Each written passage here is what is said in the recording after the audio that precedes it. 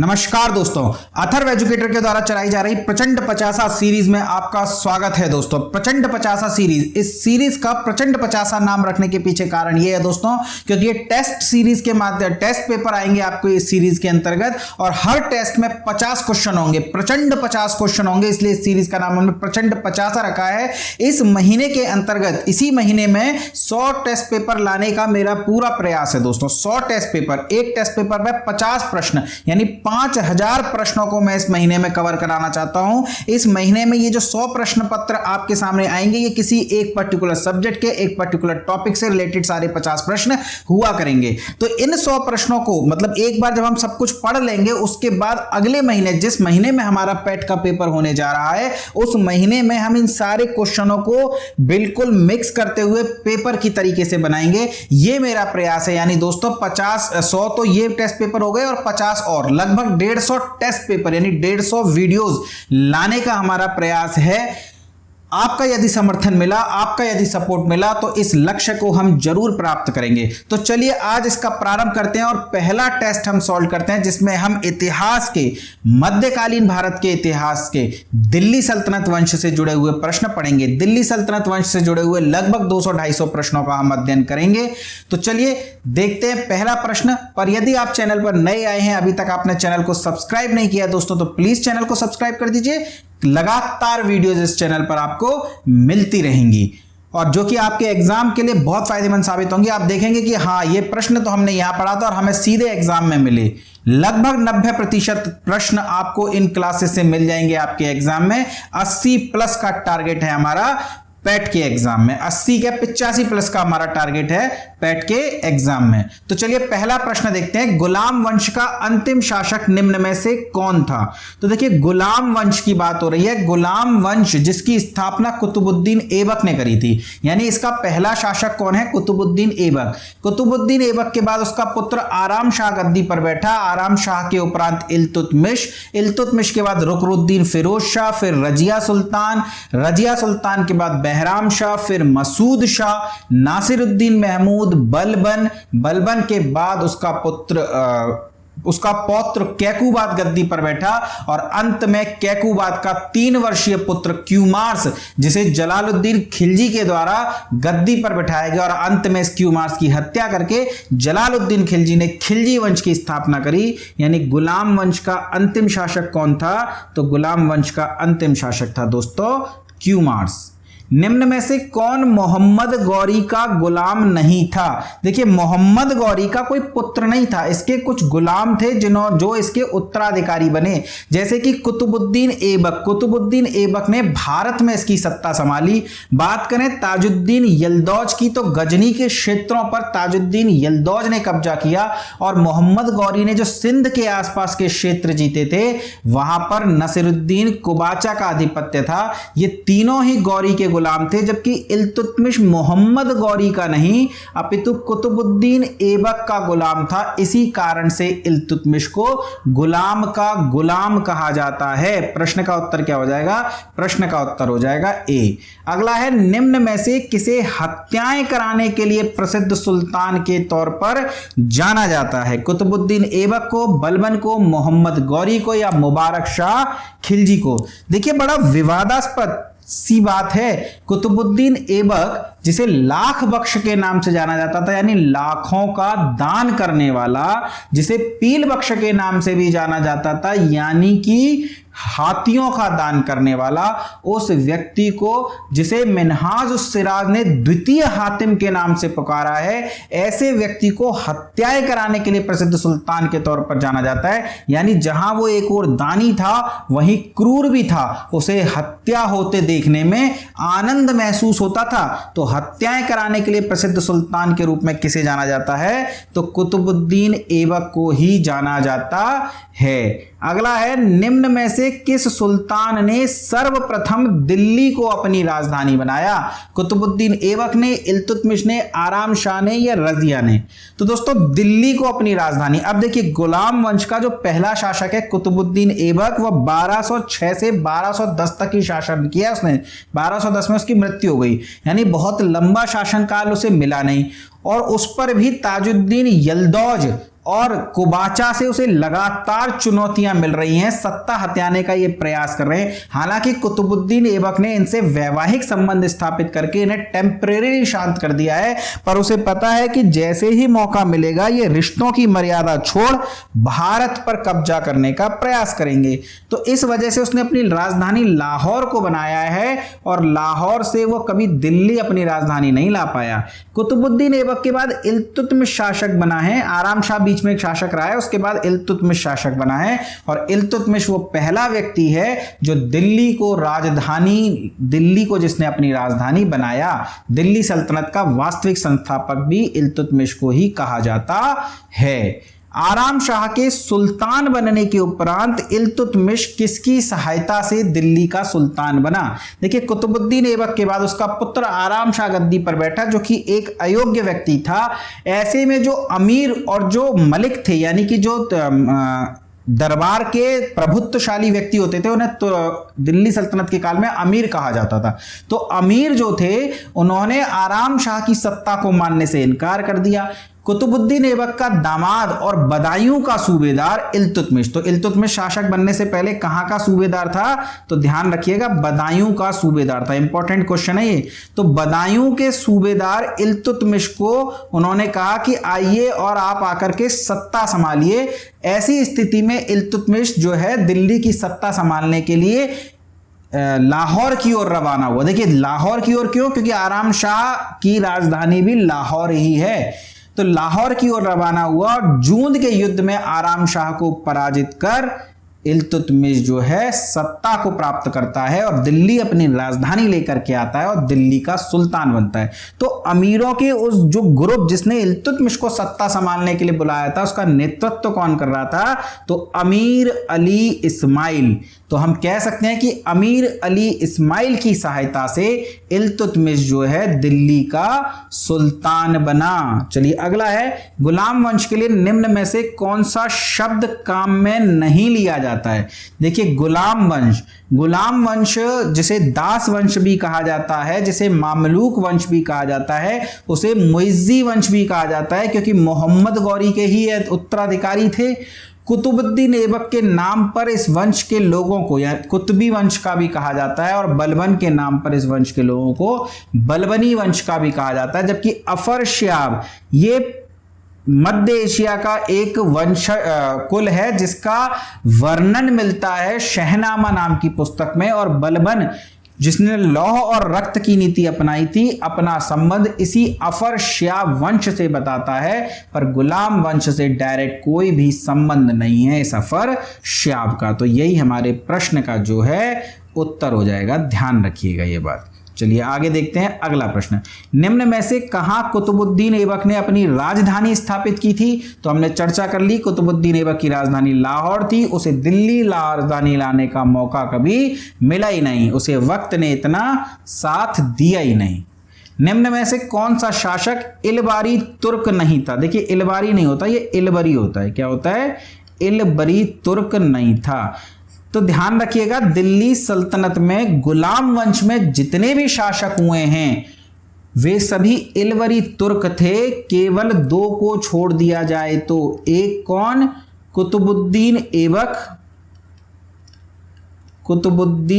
ऐबक और उसका पुत्र आराम शाह। क्योंकि जब कुतुबुद्दीन ऐबक ही यदि इलबरी तुर्क नहीं है तो इसका मतलब है उसका पुत्र भी इलबरी तुर्क नहीं होगा। चूंकि इल्तुतमिश इलबरी तुर्क था, इस वजह से इल्तुतमिश के सभी वंशज इलबरी तुर्क हो जाएंगे, और बलबन भी इलबरी तुर्क था, इस वजह से बलबन के वंशज भी इलबरी तुर्क हो जाएंगे। इस प्रकार दिल्ली सल्तनत के सभी गुलाम वंश के सभी शासक, पूरी दिल्ली सल्तनत नहीं, गुलाम वंश के सभी शासक इलबरी तुर्क हैं, केवल कुतुबुद्दीन ऐबक और आराम शाह को यदि छोड़ दें तो प्रश्न का उत्तर क्या हो जाएगा?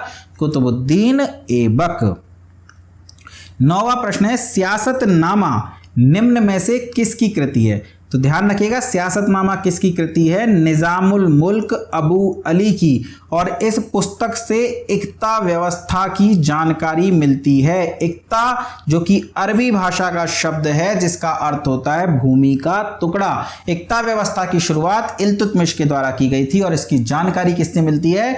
सियासतनामा से। और सियासतनामा किसकी पुस्तक है? निजामुल मुल्क अबू अली की। बात करें इसामी की पुस्तक का क्या नाम है, तो इसामी की पुस्तक का नाम है फुतुह उस सलातीन। बदायूनी की पुस्तक का नाम है मुंतखाब उल तवारिक। वहीं अल-बरूनी की पुस्तक का नाम है किताबुल हिंद। ये याद रखिएगा, इसामी की फुतुह उस सलातीन, अल-बरूनी की किताबुल हिंद और बदायूनी की मुंतखाब उल तवारिक। वहीं निजामुल मुल्क अबू अली की पुस्तक का नाम है सियासतनामा। चलिए अगला प्रश्न है, कुतुबुद्दीन ऐबक के संबंध में कौन सा कथन सही है? वह एक तुर्क गुलाम था। बिल्कुल सही बात है, कुतुबुद्दीन ऐबक एक तुर्क गुलाम था।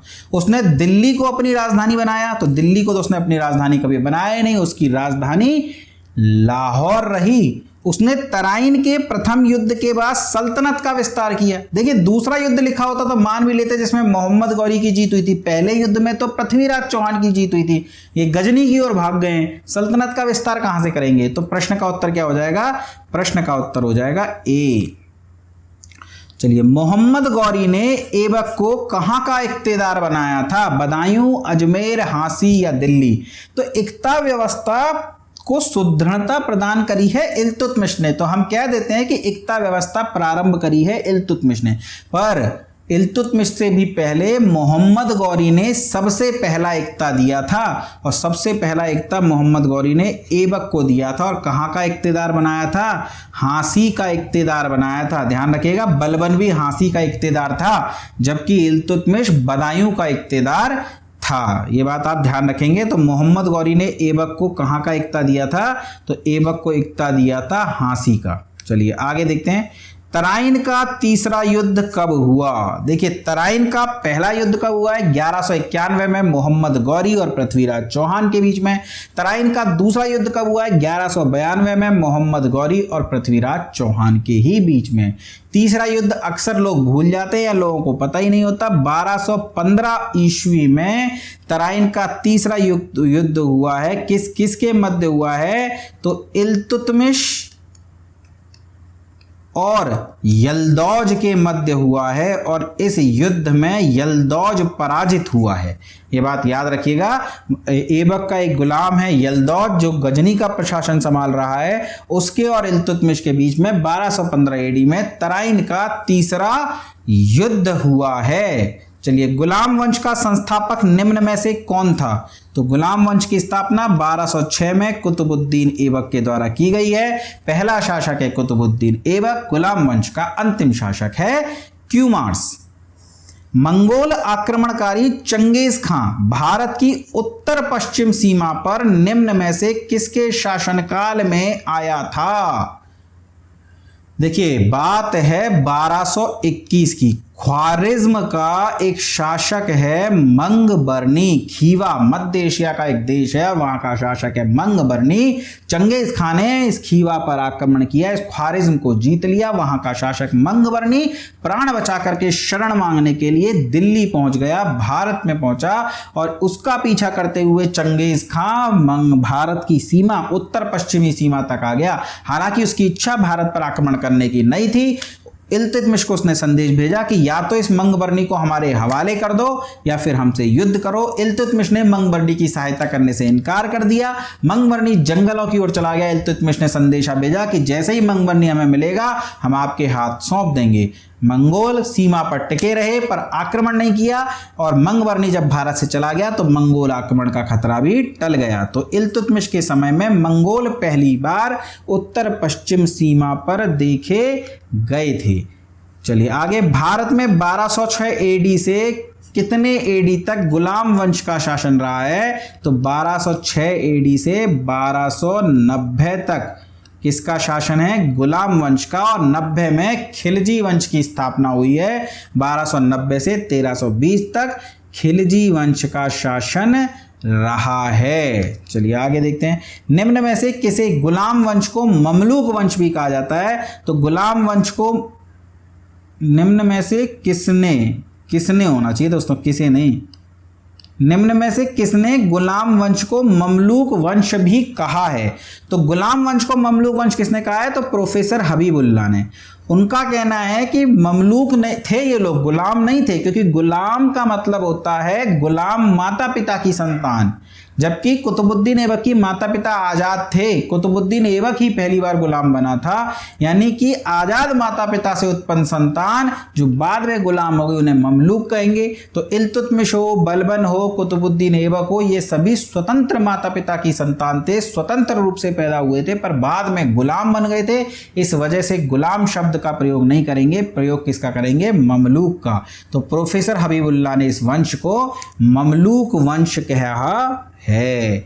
निम्न में से कौन कुतुबुद्दीन ऐबक का समकालीन नहीं था? समकालीन नहीं था तो नासिरुद्दीन कुबाचा, ये कुतुबुद्दीन ऐबक का समकालीन है। यल्दौज और कुबाचा ये दोनों, और कुतुबुद्दीन ऐबक का ही सेनापति है बख्तियार खिलजी, जिसने नालंदा विश्वविद्यालय को ध्वस्त किया है, तो ये भी समकालीन है। जबकि अल बरूनी महमूद गजनबी के साथ भारत आया था, यानी लगभग जो है ये 100-150 साल पहले था कुतुबुद्दीन ऐबक से, यानी ये इसका समकालीन नहीं था। यही हमारे जो है प्रश्न का क्या हो जाएगा? उत्तर भी हो जाएगा। चलिए 18वां प्रश्न देखते हैं। निम्न में से किसका संबंध कभी कुतुब मीनार से नहीं रहा? फिरोज शाह तुगलक, इल्तुतमिश, कुतुबुद्दीन ऐबक और अलाउद्दीन खिलजी। तो देखिए कुतुब मीनार का निर्माण कुतुबुद्दीन ऐबक ने प्रारंभ करवाया था, तो ये हमारे प्रश्न का उत्तर हो नहीं सकता। इल्तुतमिश के काल में कुतुब मीनार का निर्माण पूरा हुआ, तो ये भी हमारे प्रश्न का उत्तर नहीं हो सकता। हमने आगे फिरोज तुगलक वंश में पढ़ा ही होगा आप लोगों ने कि जब फिरोज शाह तुगलक शासक था तब कुतुब मीनार पर बिजली गिर गई और उसकी चौथी मंजिल नष्ट हो गई। तब फिरोज शाह तुगलक ने चौथी मंजिल के स्थान पर 2 नई मंजिलें बनवाई, चौथी और 5वीं मंजिल। तो फिरोज शाह तुगलक का संबंध भी कुतुब मीनार से रहा है, जबकि अलाउद्दीन खिलजी का कुतुब मीनार के निर्माण में, उसकी मरम्मत में कोई योगदान नहीं है। यही हमारे प्रश्न का उत्तर भी हो जाएगा। चलिए 19वां प्रश्न देख लेते हैं। निम्न में से कौन सी उपाधियां ऐबक की नहीं हैं? तो दोस्तों आपको ऐबक की उपाधियां पता होनी चाहिए। ऐबक को कुरान खां कहा जाता है क्योंकि ये बहुत ही मीठी आवाज में कुरान पढ़ा करता था। लाखों का दान देने के कारण इसे लाख बख्श कहा जाता है। हाथियों का दान देता था इसलिए इसे पील बख्श कहा गया।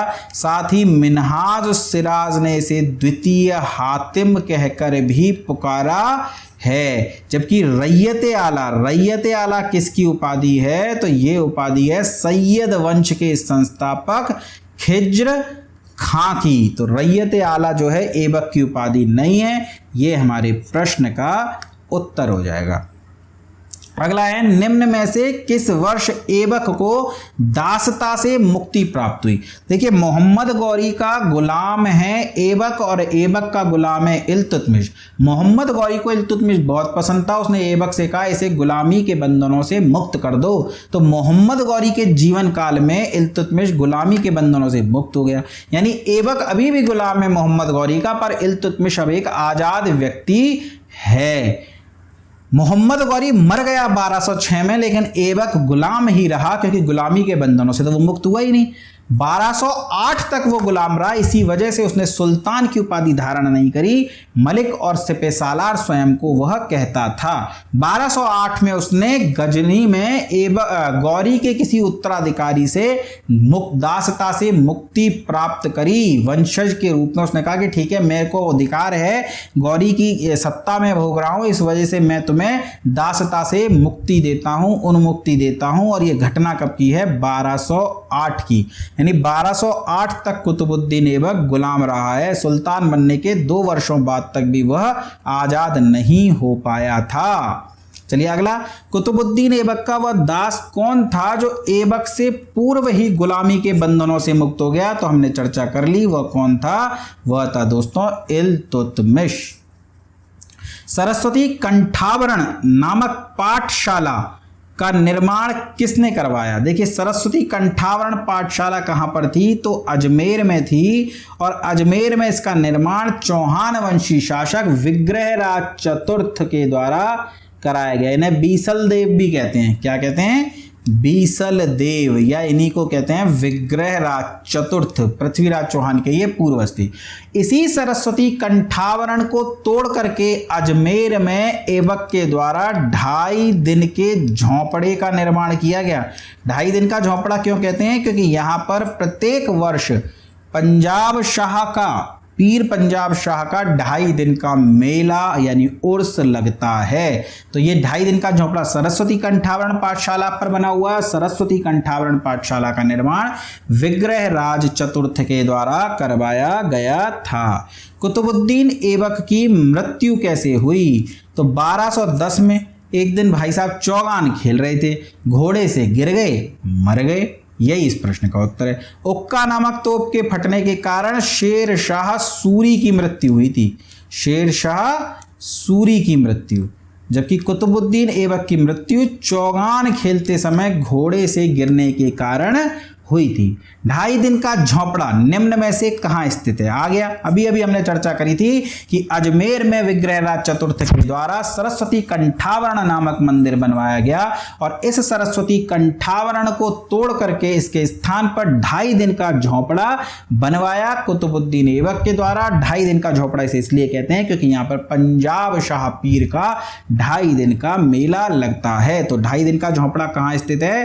तो ये दोस्तों अजमेर में स्थित है।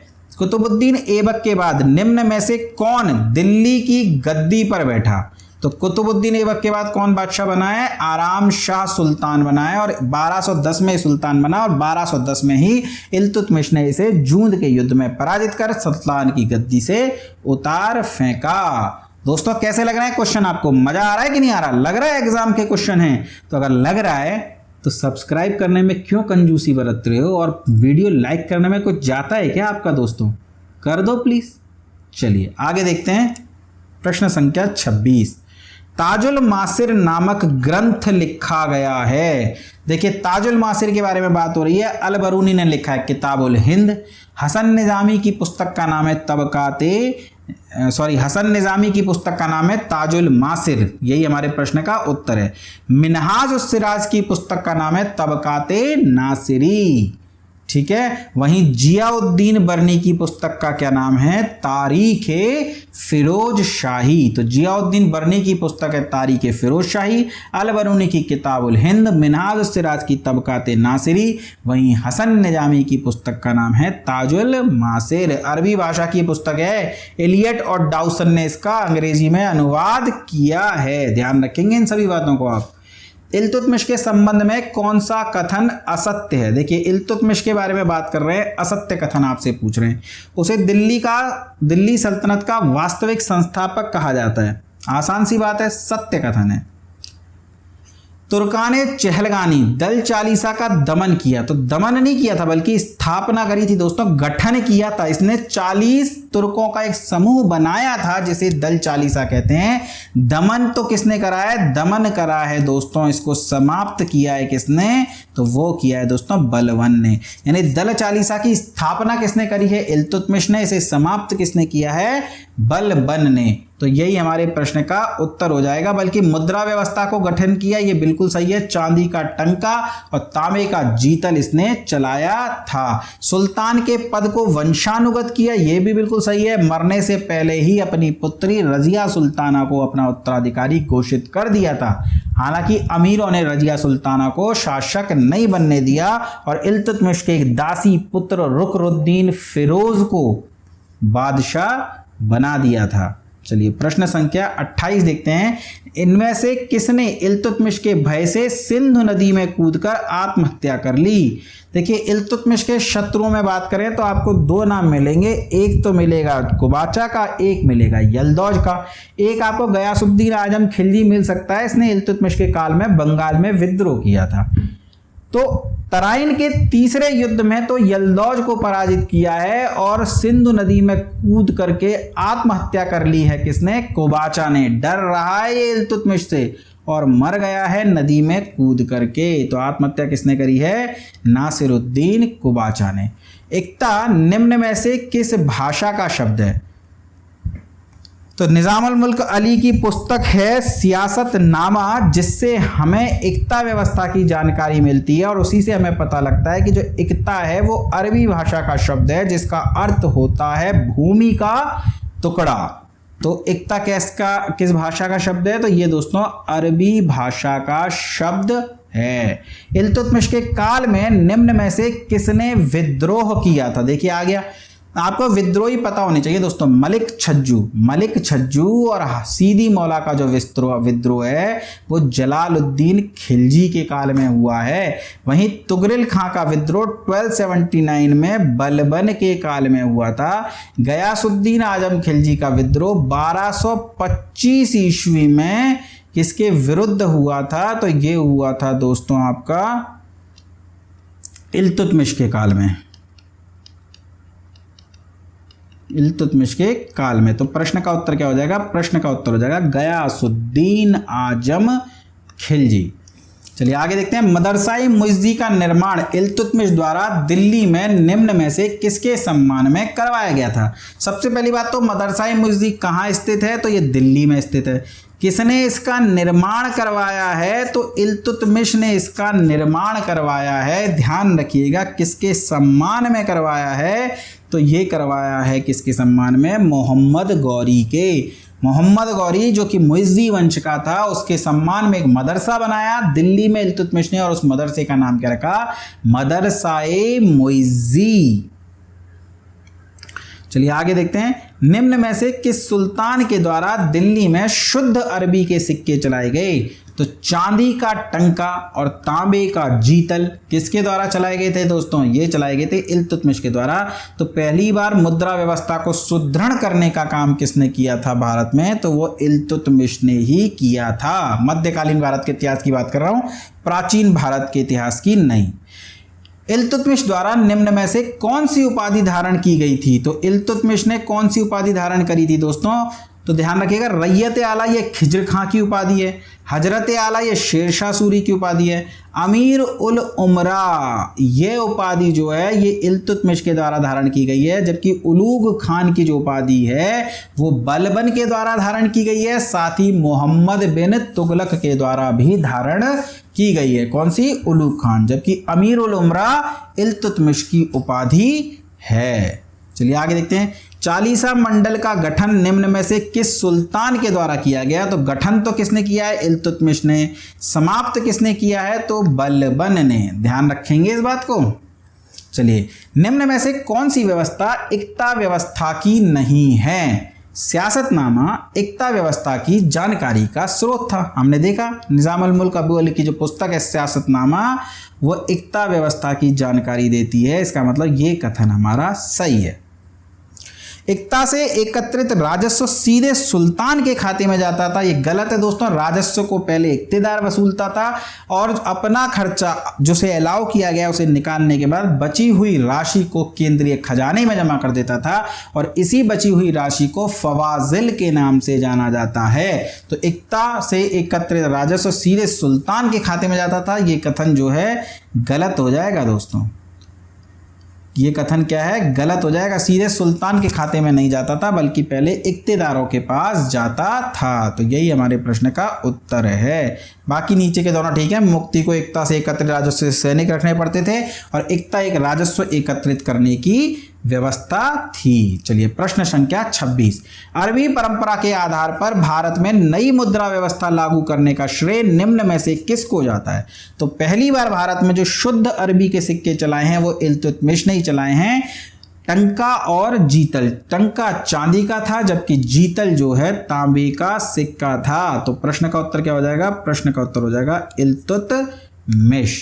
चलिए, किस सुल्तान ने रक्त और लौह की नीति अपनाई? आसान सा है, बलबन के द्वारा लौह और रक्त की नीति को अपनाया गया। बलबन निम्न में से कहाँ का इक्तेदार रह चुका था? तो ध्यान रखिएगा, कुतुबुद्दीन ऐबक हांसी का, इल्तुतमिश बदायूं का, और बलबन जो है हांसी का इक्तेदार रह चुका था।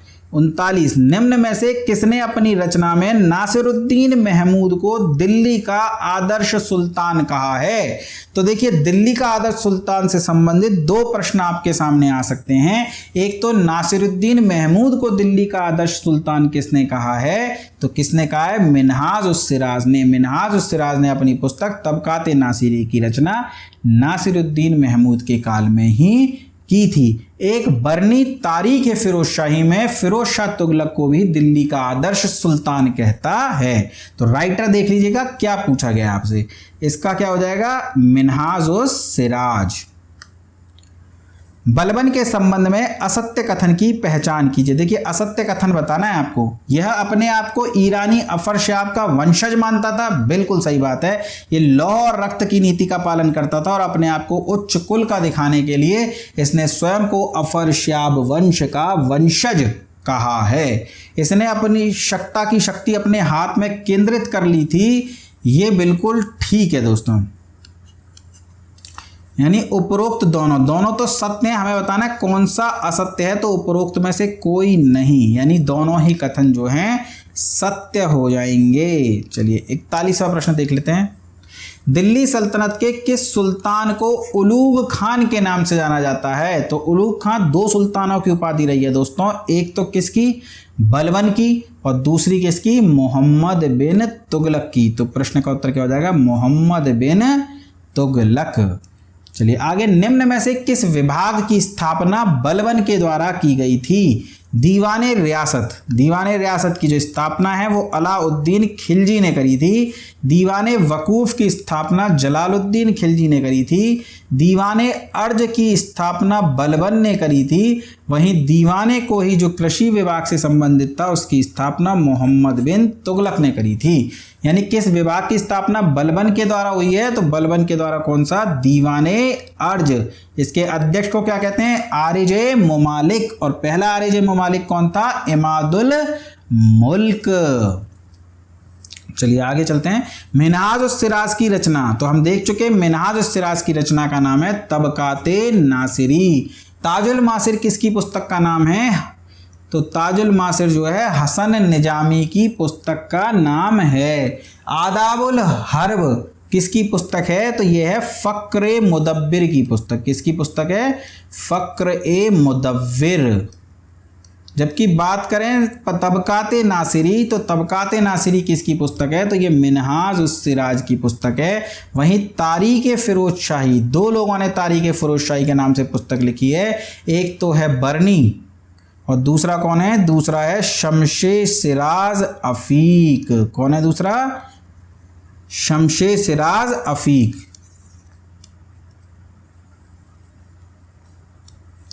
शमशे सिराज अफीक, इसने भी जो है तारीख फिरोज शाही की रचना करी है। चलिए आगे देख लेते हैं।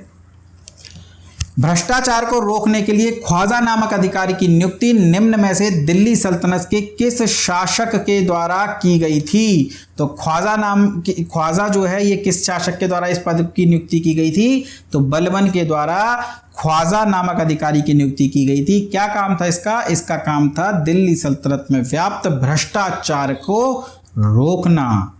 दिल्ली के सुल्तान बलबन का पूरा नाम क्या था? तो बलबन का पूरा नाम था गयासुद्दीन बलबन। दो शासक रहे गयासुद्दीन नाम के, एक गयासुद्दीन बलबन और दूसरा गयासुद्दीन तुगलक। चलिए, बलबन ने अपनी पुत्री का विवाह किसके साथ करवाया था? देखिए, पुत्रियों से प्रश्न आते नहीं है, पर बलबन की पुत्री से प्रश्न आएंगे, क्योंकि बलबन ने अपनी पुत्रियों में से एक पुत्री का विवाह किसके साथ करवाया है? तो एक पुत्री का विवाह करवाया है नासिरुद्दीन महमूद के साथ में, और दूसरी पुत्री का विवाह किसके साथ करवाया? फखरुद्दीन गजे शंकर यानी बाबा फरीद के साथ में। यानी एक सुल्तान और एक संत। तो इस प्रश्न का उत्तर क्या हो जाएगा? बलबन ने अपनी पुत्री का विवाह किसके साथ करवाया? तो नासिरुद्दीन महमूद। निम्न में से कौन सूफी संत दिल्ली सुल्तान के दामाद थे। अच्छा, दिल्ली सुल्तान यानी बलबन के दामाद थे। ये पूछ रहा है कौन सा सूफी संत बलबन का दामाद था। दिल्ली सुल्तान के दामाद थे तो वो कौन थे? वो थे फखरुद्दीन गजे शंकर, जिन्हें हम बाबा फरीद के नाम से भी जानते हैं।